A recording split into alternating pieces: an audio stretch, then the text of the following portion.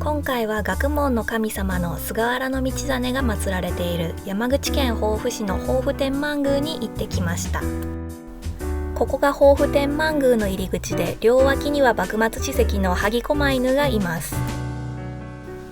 防府天満宮に上がる階段の右横には酒足神社があり、お賽銭箱が大きな酒樽になっていました。境内に向かう階段を上がっていると干支のお柱がありました。これは防府市出身のチェーンソーアーティストの方が作ったもので、毎年奉納されているそうです。少し歩いた先に夢叶う牛の像がありました。首にエプロンのようなものがかけられていましたが、牛の像が大きいのでよだれかけみたいに見えました。境内に向かう途中にご神木が見れる場所があったので入ってみました。行天楼という幕末の史跡の奥にご神木があります。これがご神木のクスノキです。樹齢は約800年で、幹の周りが 5.6 メートル、高さは 27.5 メートルもあるそうです。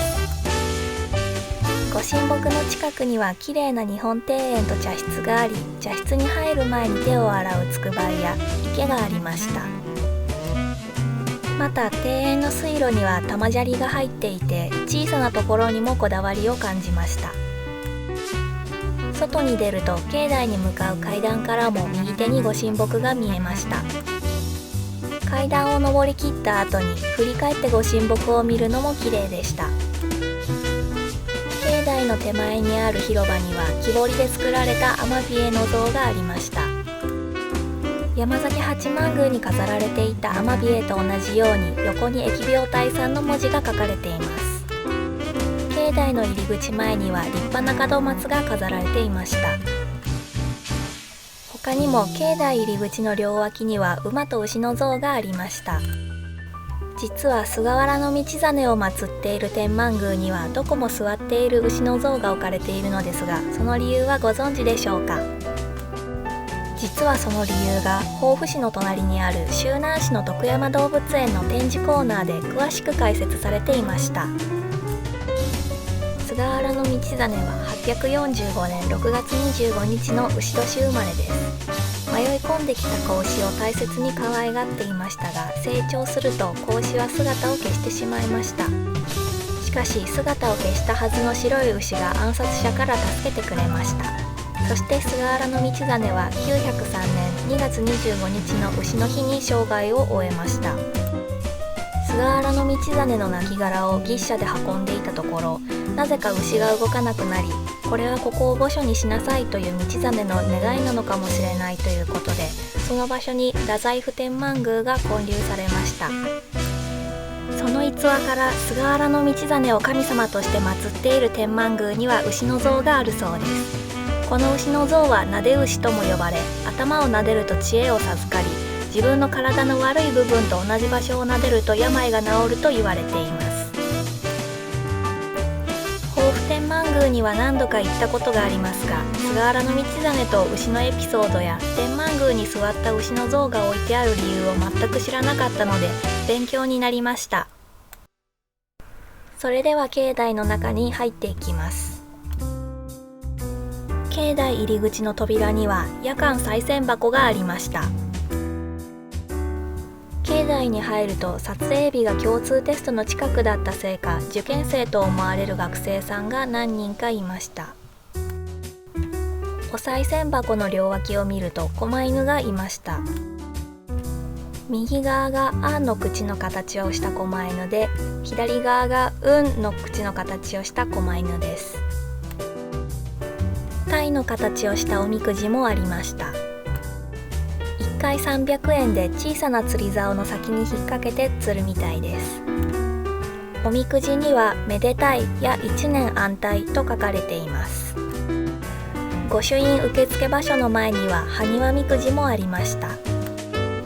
なぜ埴輪みくじなのかというと、菅原道真の先祖である野見の宿根が埴輪を作ったご褒美に恥の名前をもらい、その子孫が防府天満宮を創設したからだそうです。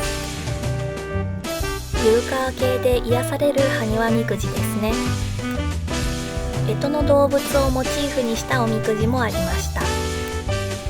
この置物の中におみくじが詰められており、紐を引くとおみくじが出てくる仕組みになっています。なぜか猿のところに1匹犬が入っています。こちらは春風楼です。これは萩藩主10代毛利業弘が1822年に五重塔の建設を始めたのですが、さまざまな事情から建設を中止することになり、建設を断念した五重塔の一層部分の軒下の組物をそのまま床下に組み入れた珍しい建物だそうです。階段を上ると展望台のようになっており、防府市街を見下ろすことができます。正面が防府駅方面で、右手が山口市方面になります。春風楼の天井を見ると、重要文化財の松崎天神園芸絵巻の中の防府天満宮を創建する元になった場面の絵が飾られていました。その横には大きな龍の彫刻も飾られています。広場ではどんど焼きが行われた跡が残っていて、まだ燃えていました。梅林の中には学問の神様が祀られているところらしく、二宮金次郎の像もありました。防府天満宮は梅の名所としても有名で、白い梅は8輪ほど花が咲いていました。赤い梅は1輪だけ咲いているのをなんとか見つけました。これから梅の季節になるのが楽しみですね。ご視聴いただきありがとうございました。チャンネル登録もよろしくお願いします。